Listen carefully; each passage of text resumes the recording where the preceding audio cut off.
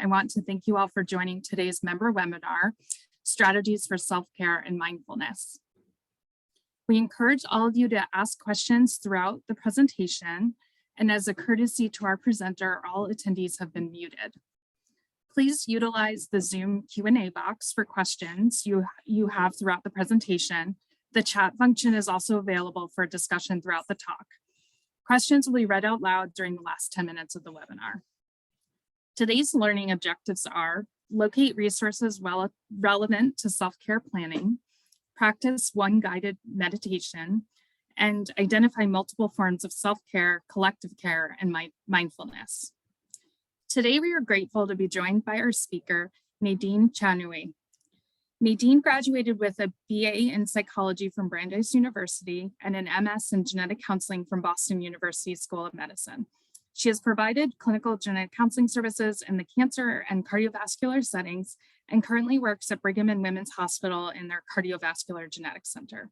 Within the National Society of Genetic Counselors, Nadine has held various volunteer and leadership positions, primarily centered around diversity and inclusion efforts. As a former Fulbright U.S. student grant awardee and experienced yoga teacher, Nadine merges cultural and societal consideration, introspection, and wellness prioritization within her roles as a clinical genetic counselor, student supervisor, and course instructor. And with that, I'll give it to Nadine to share her presentation.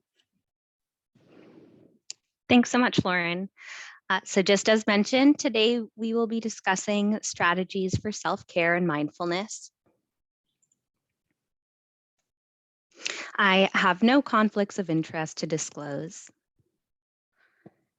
And again, as mentioned, by the end of this webinar, you should be able to locate resources relevant to self-care planning, identify multiple forms of self-care, collective care, and mindfulness, and you will have practiced one guided meditation. During the webinar, I will be stating the need for self-care, collective care, and mindfulness, defining words pertinent to these topics, reviewing origins and history of mindfulness and self-care in North America, naming obstacles we face when trying to implement self-care, identifying strategies of simple self-care practices that address the physical, energetic, mental, and wisdom layers of ourselves, providing examples of collective care strategies, leading a guided meditation using a specific mindfulness practice, offering resources, and holding debrief and discussion. Those of you attending or listening to this webinar are likely already in agreement that as a profession, we need to take care of ourselves and each other. There are studies that provide evidence of this need. In 2009, a survey of genetics providers found that 18% of respondents reported thinking about leaving patient care, with burnout being the most significant predictor. More recently, in 2022, data from a randomized controlled trial of meditation for genetic counselors revealed that over half of the participants were experiencing burnout. Regarding health care professionals providing care during COVID, a cross-sectional survey found that 61% of providers reported fear of exposure or transmission of the virus, 38% reported anxiety or depression, 43% suffered work overload, and 49% had burnout. So clearly we're at risk of feeling burnout, among other difficulties within our professional roles. And regarding remedies for this, a study in 2018 showed that mindfulness was positively correlated with work engagement and empathy among genetic counselors.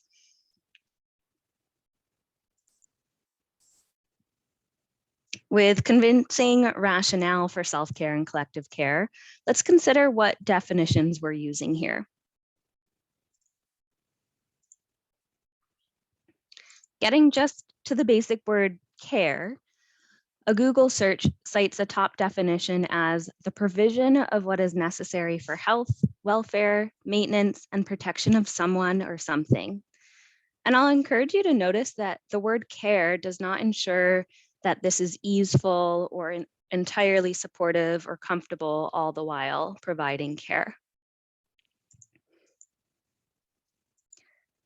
Getting more specific to self-care, a couple of descriptive definitions include one by Bharata, in which self-care ensures that you are being cared for by you. Another definition describes self-care as coming back home to ourselves and as a fundamental aspect of our well-being. The image depicted here is also worth noting, as it reflects how self-care is really a way to get you to your optimal self. It's a manner to get you to flourish.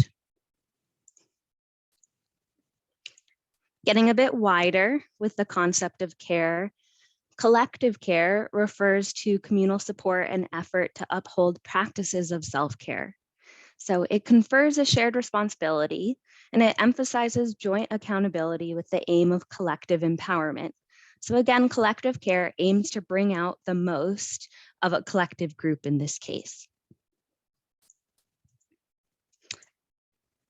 Last in the definitions we'll review is mindfulness. And Tara Brach, a Buddhist psychologist and leader in the meditation and mindfulness community, describes mindfulness as a way of paying attention moment to what's happening within and around us without judgment. And another similar description of mindfulness is a state of mind in which one is highly aware and focused on the reality of the present moment, accepting and acknowledging it without getting caught up in the thoughts or emotional reactions. And one important note here is also that mindfulness is just one form of self-care or collective care.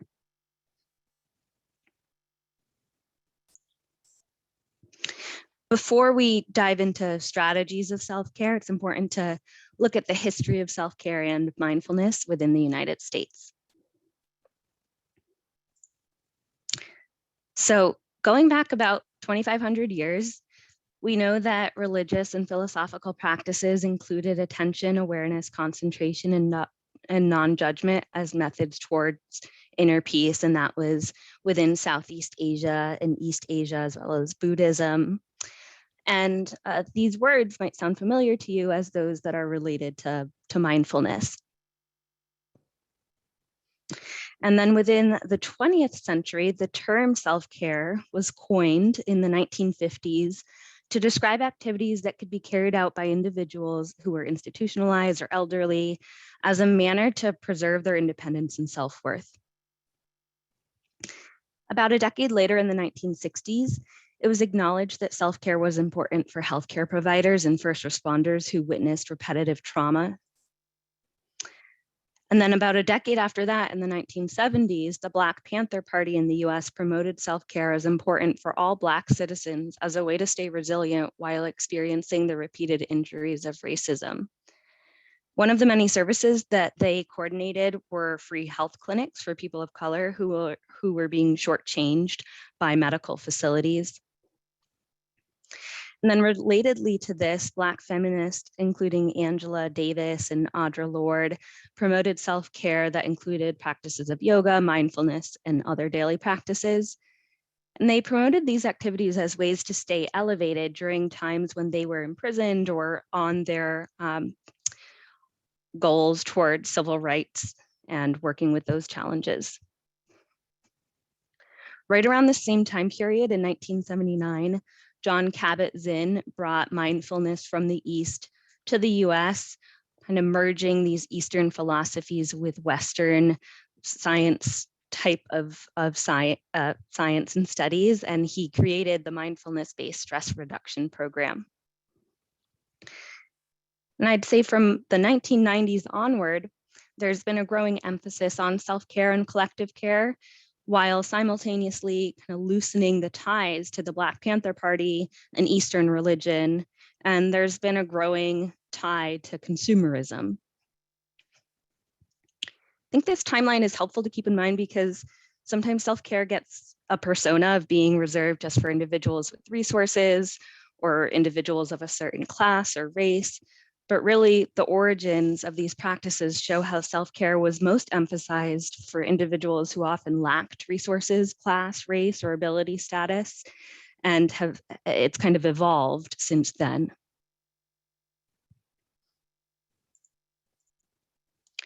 Just to reemphasize the activist roots of self-care, these quotes stood out to me as I was preparing this presentation.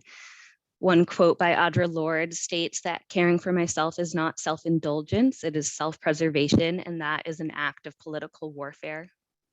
And Angela Davis said, if we don't start to practice collective care now, there's no way to imagine, much less reach a time of freedom. And if we think back to the sentiments expressed earlier in the presentation, self-care and collective care are meant to elevate individuals and groups and to bring out the full potential.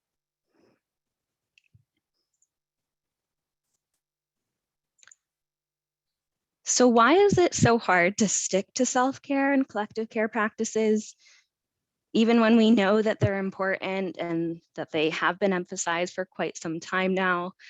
We still find difficulties in implementing them. And there really are multiple layers to why it can be difficult. There are societal hurdles that deal with capitalism and the need to bring in money and capital. Also the myth of meritocracy that essentially ranks a person's value based on their education level and their credentials, which kind of keeps us moving toward these merits rather than toward self-care. There's a patriarchal system that de-emphasizes the value of nurturance. And there's a narrow definition of productivity that pertains mainly to products or substances or quantifiable outcomes. Within organizations, there's often obstacle to put resources toward self-care and collective care. And also merit is rewarded through different awards and recognition and growth. And so our growth tends to stray away from wellness and instead toward these merit-based accolades. And then from the personal level, we tend to overcommit ourselves and we get pulled away from ourselves toward work or others around us.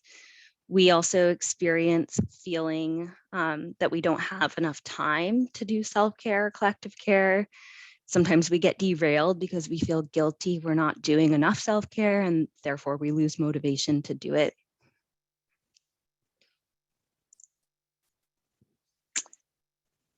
So hopefully I've made the message clear at this point, but let's just take one more moment to acknowledge that self-care is not selfish. It is beneficial to many more beings and also to the earth, far beyond just the person who is practicing self-care.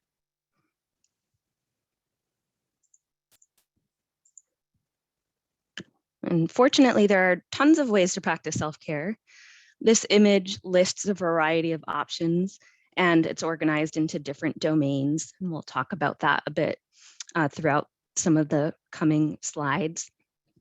And what's important to note here is that effective self-care looks different for everyone and often needs to be readjusted and retuned throughout your life. So strategies that worked at one point in time might not work at another point in time.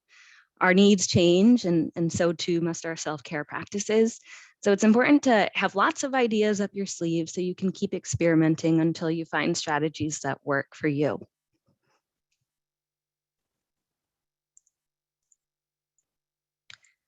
Because there are so many options of self-care, there's also multiple ways of organizing or partitioning self-care strategies. So there's many different models of explaining the different forms of self-care. For example, there's a description of self-care into these 5 categories here, which are nourishment, restoration, nurturance, refueling, and recharging. And as you see the word show up here, you might ask yourself certain questions to see if you actually do address these 5 facets of self-care. So for example, are you nourishing yourself with food that feels good? Are you restoring with enough sleep? Are you surrounding yourself with people or experiences that nurture you? Do you take moments to reboot and refuel during your workday? Do you have a quick pick-me-up that helps you to recharge? And while that's one strategy of kind of explaining self-care or thinking about self-care, one philosophy that I really like and have kind of been magnetized toward as a yoga instructor is this philosophy that the human being has different layers, and the word layer or sheath in Sanskrit is called kosha. So this philosophy states that we are made up of 5 different koshas or layers. And so in the human body, These layers include the physical body, like our organs and our skin and the gross elements that we take in and process within our body. And the going from outer to inner being, the next layer would be the breath body. And yes, there's a whole layer just to dealing with your body's ability to breathe. The mental body is next. And I think this is the one where we really get a lot of presence and action. We, especially as genetic counselors, we're thinking often, we're working with people who have several emotions that we're witnessing, we're educating. So we're spending a lot of time kind of focused in our mental body. And then there's also beyond that a wisdom body, and that's a little bit past kind of our mental rational thought processes, but it taps into a place in us that's quite steady, and that effortless wisdom that we get and have and can tap into. And then beyond that, there is the deepest self, which is actually a joy, Ananda here, Ananda Maya Kosha. Ananda means joyful or full presence of joy. So that is also meant to be a layer in us that is always there. It tends to be a little bit less experienced by us because there's other layers that we get wrapped up in. And as we go through self-care strategies in the next few slides, we'll go through the physical, the breath, the mental, and the wisdom sheaths.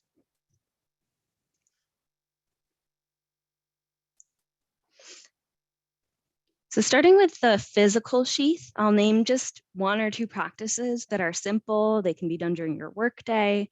And for the physical layer of our being, just lifting our arms up can actually bring out a positive manner and quality to us. So if you actually think about what naturally happens to our arms when something good or exciting occurs, our arms go up. So they don't pull down when you're happy, and they don't start to drag you down, but they actually, they lift up. And when our arms go up, our lungs and torso have more space. They're pulled upward, and this allows for a fuller breath and just a feeling of upliftment in our own selves. And so we can actually do this all together. We'll just take a full minute to lift your arms, and you can be kind of reaching them off to the side or just up.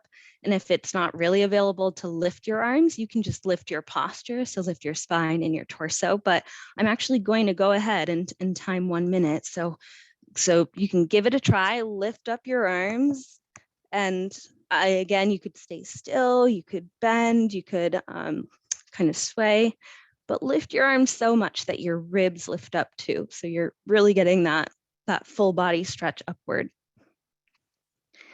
When I say full body, it's really from your lowest ribs upward, because you might be seated at this point.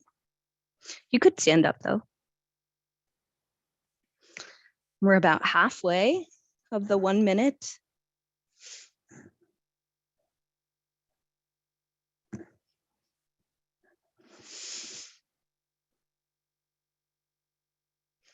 Do 10 more seconds of this.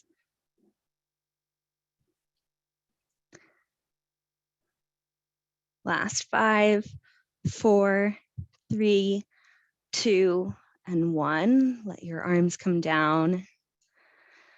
You might even close your eyes for a moment and just take notice of what it feels like to have lifted your physical body.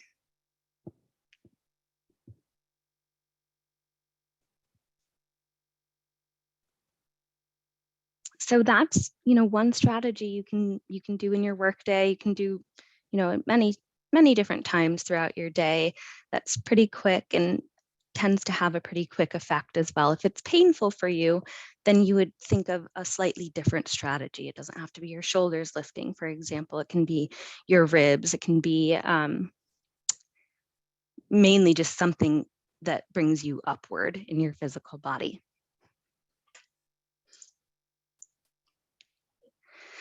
The next layer, if we're thinking about the koshas, is the breath body, pranamaya kosha. And one practice I like to do, especially within the work world or even student life, is lengthening the exhale.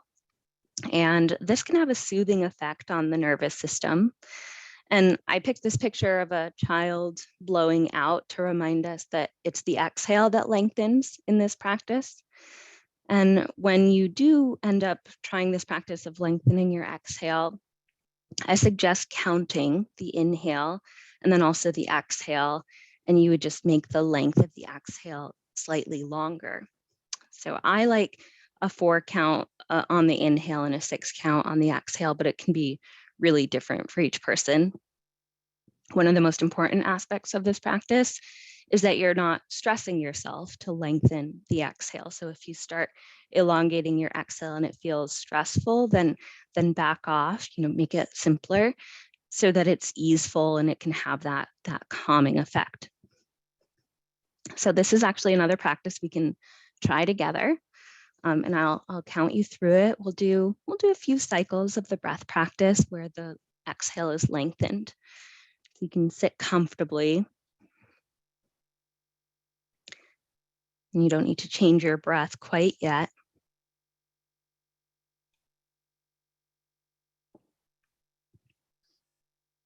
And we'll start to sync up our inhales and exhales in just a moment.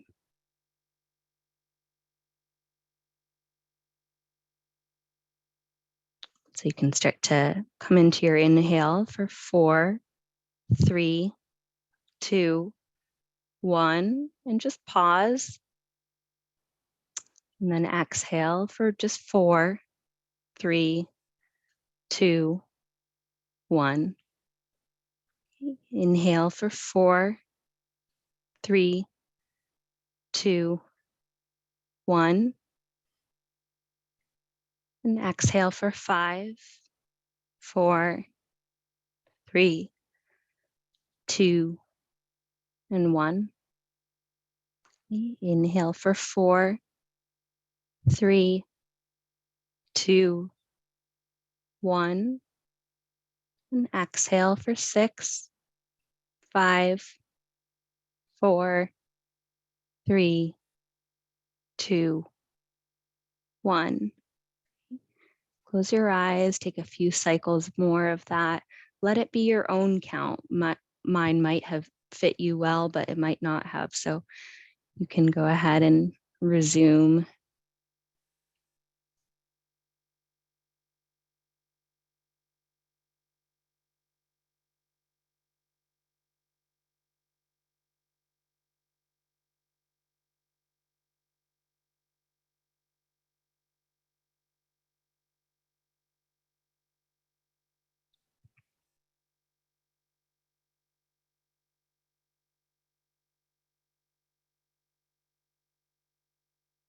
And maybe starting to open the eyes when you're ready. One thing I didn't mention before we started that practice is that I do like to start with them even in count and then build up to the lengthening. So you might have noticed that we started with a count of 4 on both the inhale and the exhale. And then it was 4 for the inhale and 5 for the exhale. And then it was 4 for the inhale and 6 for the exhale. You can go all the way up to doubling the length of the exhale.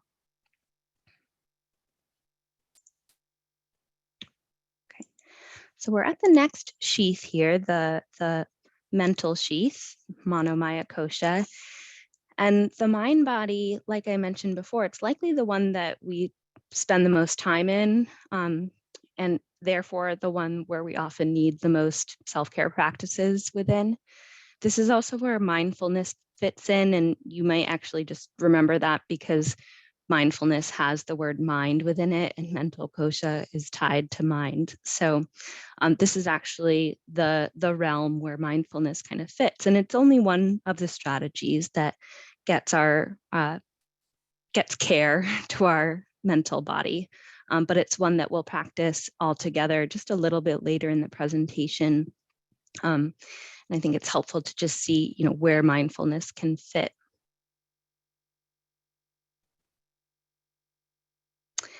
Another thing with mindfulness is that we're working with thoughts, right? So there tend to be certain thoughts that come up when we do mindfulness practices or meditation practices too.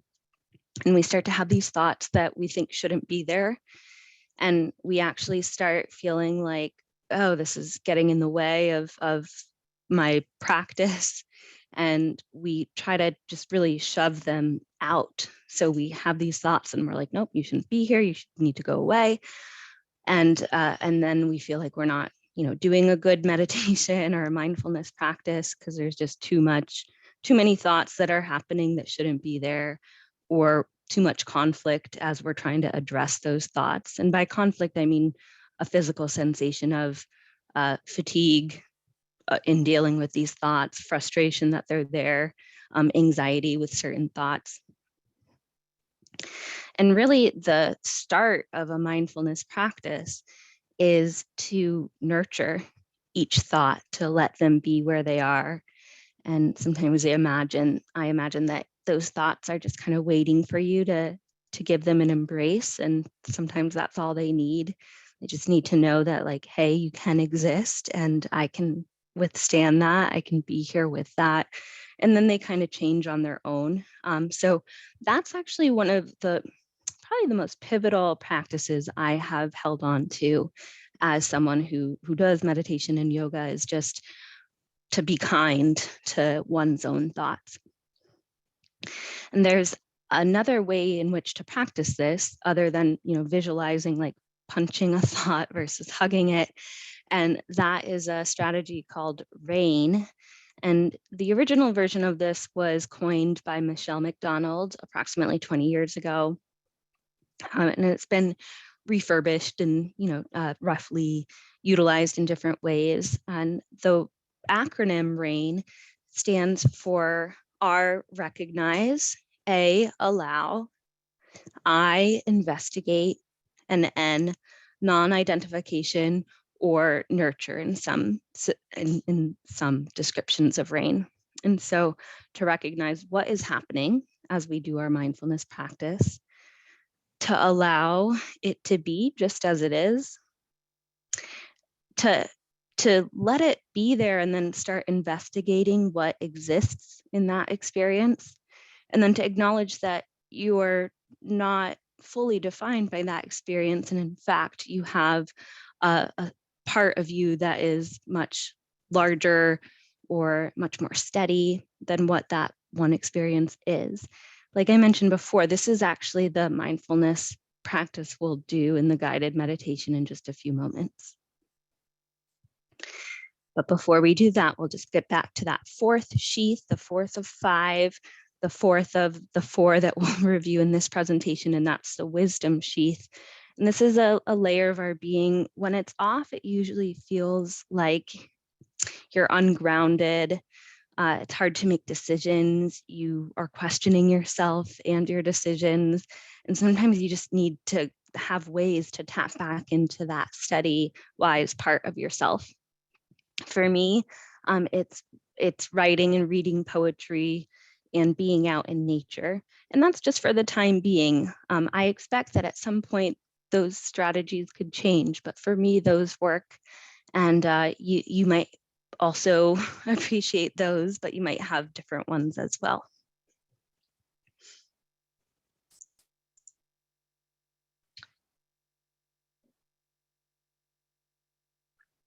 And there's collective care in all of this. There's an accountability that we owe to each other. And there are strategies to be part of collective care, to be part of the emphasis on self-care. And so these are just a few ideas.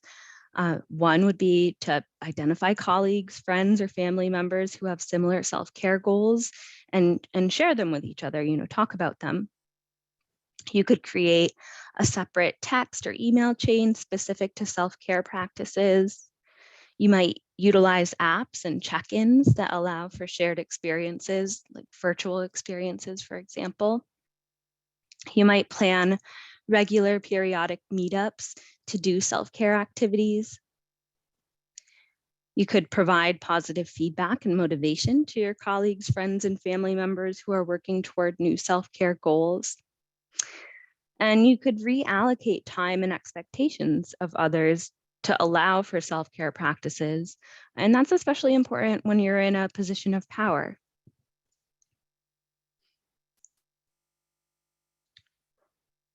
And we have gotten to the point in the presentation where there will be a guided meditation. It's 6 minutes and 40 seconds. So I'm going to start the recording and you can get yourself comfortable and it'll guide you through it.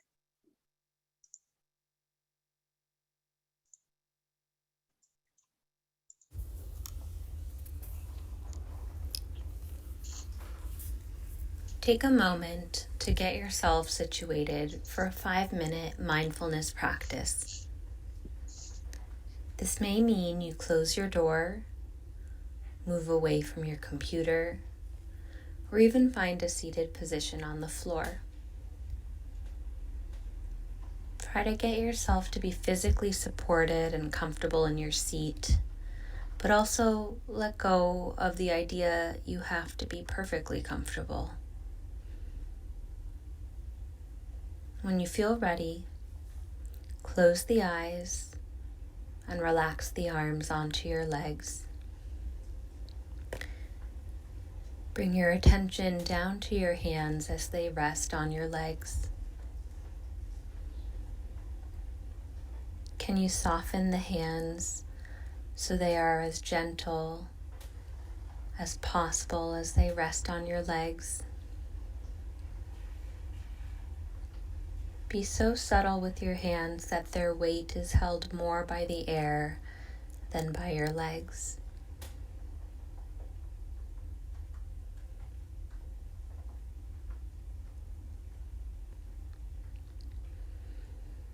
If it feels calming and soothing to have your attention focused on your hands and your body in this way, please know you can keep your attention there or bring your attention back at any point. You may now invite your thoughts to a self-critique or a critique of a loved one. Something that's not so easy to love about yourself or about your loved one. In the selection, choose a thought that does not feel huge or all-encompassing in this moment. If only big, encompassing critiques come to mind, bring your attention back to your hands and your legs until the time feels right to think of a smaller area of difficulty.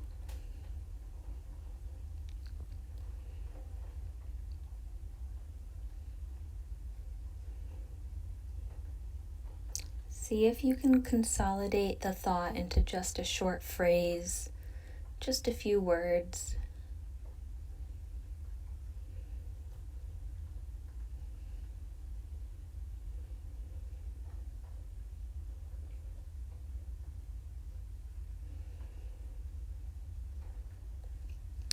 And with this thought invited into the mindfulness practice, see if you can now recognize how your body is responding.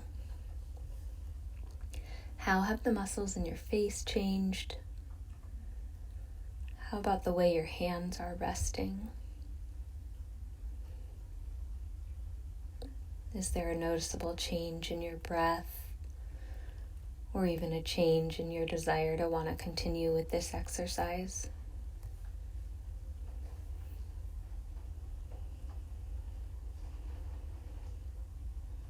Recognize also if your attention stays in your thought or if it moves to other related or differing thoughts.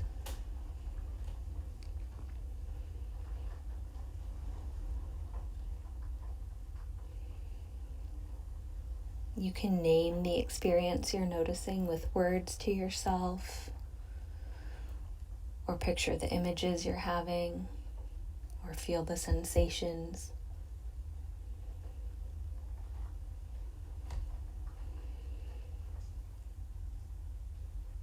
Try to allow the experiences to be as they are without telling them to change or to reduce or to silence themselves.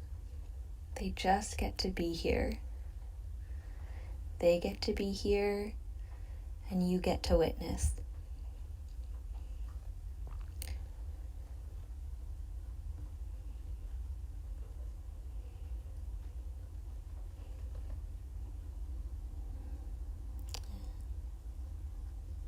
As you witness, investigate. Be curious and kind as you navigate these experiences that are unfolding.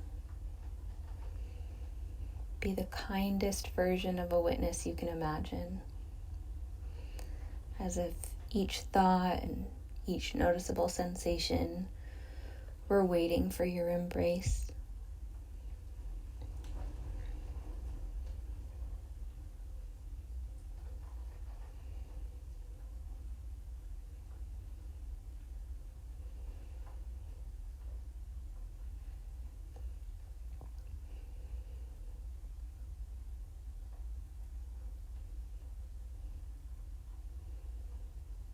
Nurture your experience with your presence, and notice yourself as the nurturer.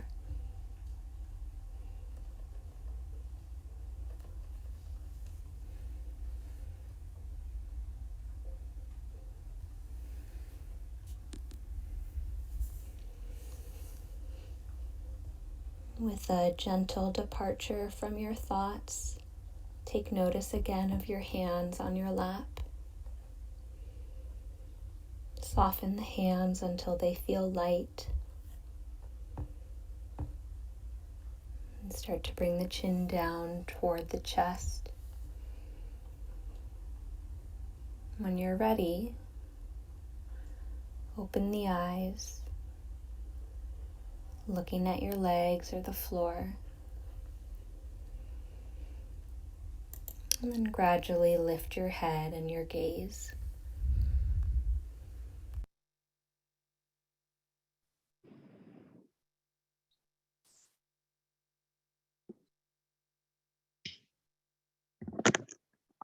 And so after doing practices like that, I do like to just pause before going into more content. But I'll mention that that was just one short practice that used RAIN. So that recognize, allow, investigate, and nurture. And in that practice, there was kind of a thought that was called in. It was a self-critique or a critique of a loved one. You can do that with any particular thought that is weighing on you or an experience or a conversation. You can kind of call it in and then do this RAIN exercise. And just to reiterate, this is just one strategy of mindfulness, and mindfulness is only one strategy of working with the mind. So not all meditations are directive about a thought or what to do with it. There are all sorts of meditations, but this one is specific to mindfulness, and mindfulness has specifically been shown to improve work engagement and empathy. So it's a helpful one to know, and it's a helpful one to kind of reduce some of the antsiness and emotions and reactions that we might have to our own thoughts and experiences that are happening or that have happened or that might happen.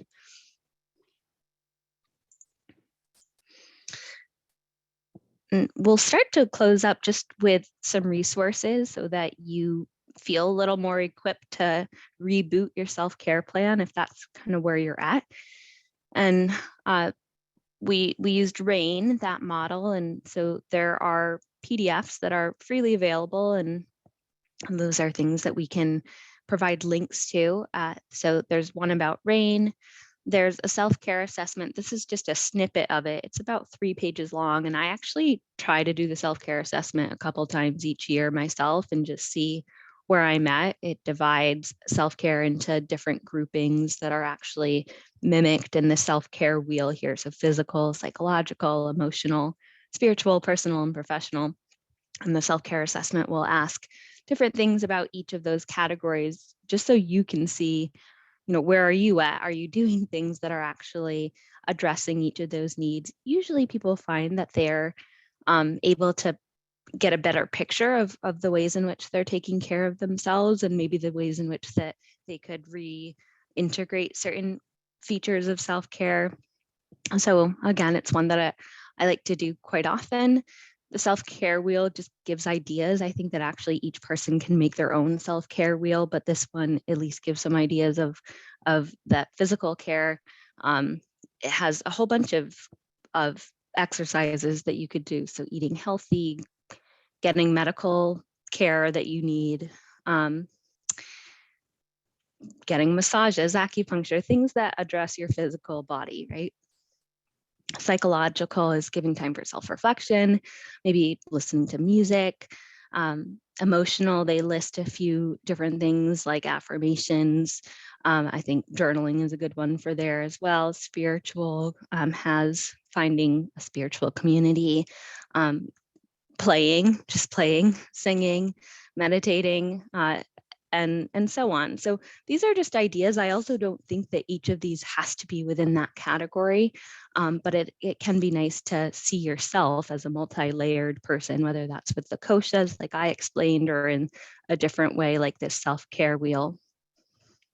A couple of apps that are available are Insight Timer and Headspace. Each of these have lots and lots of guided meditations or unguided meditations or talks that just kind of bring you back to these sentiments and these values of self-care and collective care. So those are a couple of apps. There are lots and lots more resources besides the ones I'm mentioning here. These are some of the references that I used in the presentation. And we actually do have time for some debrief and discussion. So I'm happy to answer questions, or if people have other ideas of resources, you can share those. Yes, we have that time now. Thank you so much, Nadine, for giving us so much insight in this important topic, and 7 minutes of our day to meditate. That was really wonderful. For our participants at this time, we'll begin the question and answer session.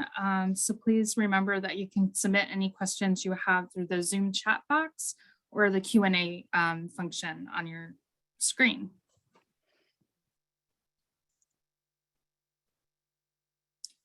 And we do have one question here. What are some good resources for implementing yoga practice at home?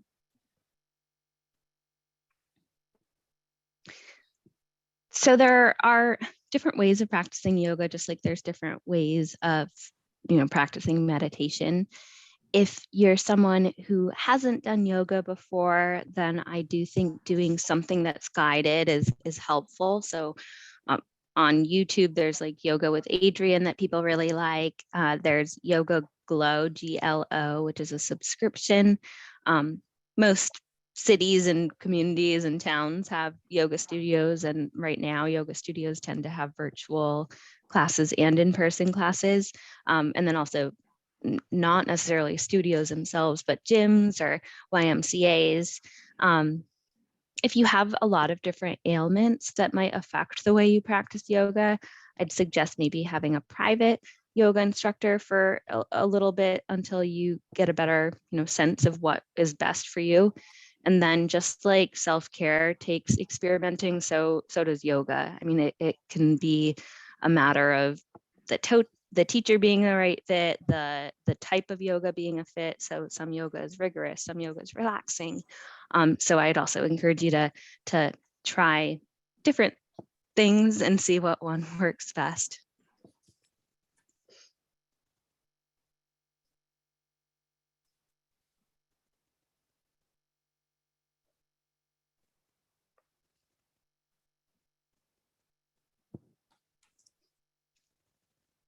Just pausing for a moment to give people the opportunity to ask any questions that they have.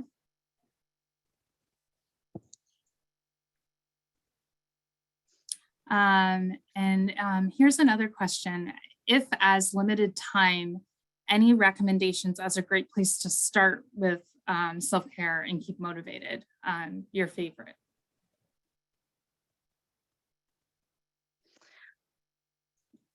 Part of that was what this presentation hoped to address. So lifting the arms and prolonging the exhales. Those are things that don't take a lot of time and are approachable and motivating just simply by themselves. Of when you feel that you benefit from them, you want to do things similar to them.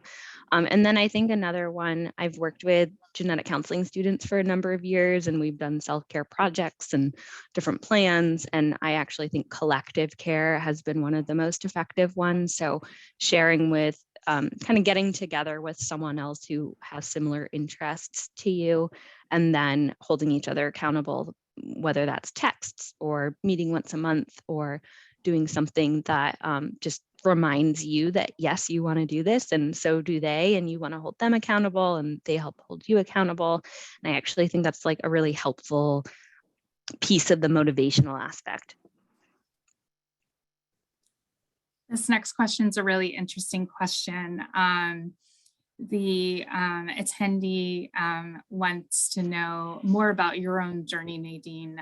Did you first come into genetic counseling and then yoga and meditation, or the opposite? And did one fuel the other interests? Oh, that's a kind question. So specific to me. They happened at the same time. I did my yoga teacher training during my second year of training as a genetic counselor. So I kind of started both things at the same time. And that kind of started after undergrad. I had a Fulbright grant, so I lived abroad for a year, and that's where I started yoga. But I also wanted to do genetic counseling, so I applied to programs. So I knew that once I was in a program, I was going to do yoga, and both interests just kind of built at the same time.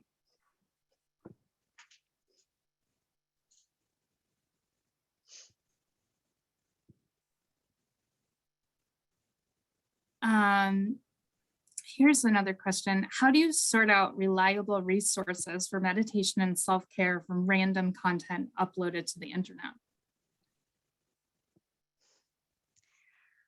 You know what I think we start to label as reliable versus not, it's already being adapted so much from the original practices of East Asia and Buddhism and Hinduism. So all of these are just strategies that someone thought was effective. And I'd say that just trying it out yourself and noticing what the physiological effect is for you is kind of the best litmus of whether it's reliable or not, because reliable is really relative, and it's mainly, is it effective for you or not?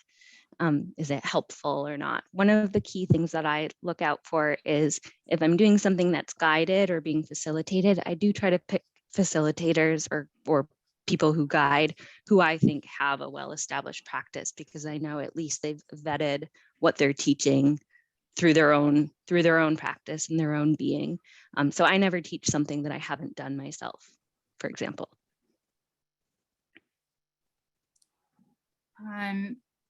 Here's another interesting question. Can self-care work if you do not have access to collective care at all? I think that I was doing, for a long time, I've taught self-care without collective care. So I think there are ways to just hold yourself accountable, and find things that work specific to you without someone checking in on you. So I actually do think any self-care can be, self-governed, and collective care just happens to be a more supportive way. So you don't feel like you're going against the grain all the time or doing things that no one else thinks are worthwhile. Excellent.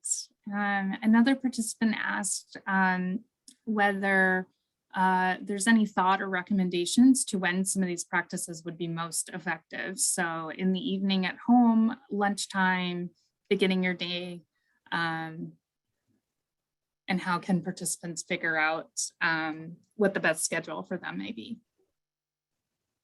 Yeah, that's a great question. So I've been taught that there are like certain hours in the day that are the best for spiritual practices. So those tend to be the early morning ones. So 5 a.m. to 7 a.m., something to that extent. With that said, though I've been taught that, I think that our work life, if you are working a job that has that regular sort of structure of 9 to 5, I feel like a lot of the self-care ends up being built around that in some way, of like what's going to help you to feel awake and able to do your job. And if those things are meant to kind of invigorate you, then maybe do them in the morning or during your workday. If you want to kind of relax yourself and kind of dull some of the things that are happening, then those might be things you do later in the day. I also think it changes. I have done yoga in the morning for like regularly, and then I've also done yoga in the evening. I think it really, what our needs are changes and what we need. So I guess the main answer to that question is to assess what your need is at a given time of day, and then build the self-care strategies around that. Great, and I think we might have time to get to all the questions. One participant enjoyed the raised arm stretch that you shared and had wondered if there's any additional types of work stretches that people might be able to do from a desk position. Yeah, the way I think about that is, what is the physical position we're in during the workday, and then to counter that. So we are usually seated, which means that our legs are bent and our torso's upright, and our feet are usually pointing forward. So some, and I'm starting with the bottom of the body just because that's the way I think about like figuring out what stretches could work. So you would want to do things where your legs straighten, where your legs start to turn out. Those would kind of counteract legs. I think twists are really nice on the spine because we spend a lot of time facing forward. And then the things like lifting your arm. So we're usually kind of forward with our shoulders. And so things that actually bring the shoulders back, lift the spine up. So there's things you can do where you put your hand on a wall and it kind of brings the whole shoulder and pectoral region back. So those are some ideas to think, okay, what position am I in and how can I counter that? Thank you so much. And then I'm not sure if everyone can see the Q&A, but one participant wanted to share that they have utilized an app called Stop, Breathe, Think for guided meditation, and that the premium version is free for counselors, but that particular aspect of it might need some more investigation to be sure if they include genetic counselors in there. And then the chat itself is just filled with accolades, thanking you for this wonderful presentation, Nadine, with one participant calling it one of the best self-care presentations they've ever encountered. So I appreciate you and on behalf of the webinar committee for taking the time to do this talk today. Yeah, you're welcome. It was great to put it together. And so there were a few resources that Nadine discussed that are publicly available, and we'll see if we can have those posted with the webinar. But if not, if we're not allowed to do that, feel free to reach out to Nadine or the webinar committee, and we'll happily get those resources to you. Given that we've answered all the questions, that will conclude today's member webinar. And on behalf of the NSGC webinar subcommittee, I wanted to thank you all for attending this webinar, and a huge thank you to Nadine for sharing this piece of you with us today, and giving us all motivation to remember to care for ourselves a little bit more. This webinar recording will be posted on the webinar page of the NSGC website within 48 hours. And have a great day, everyone.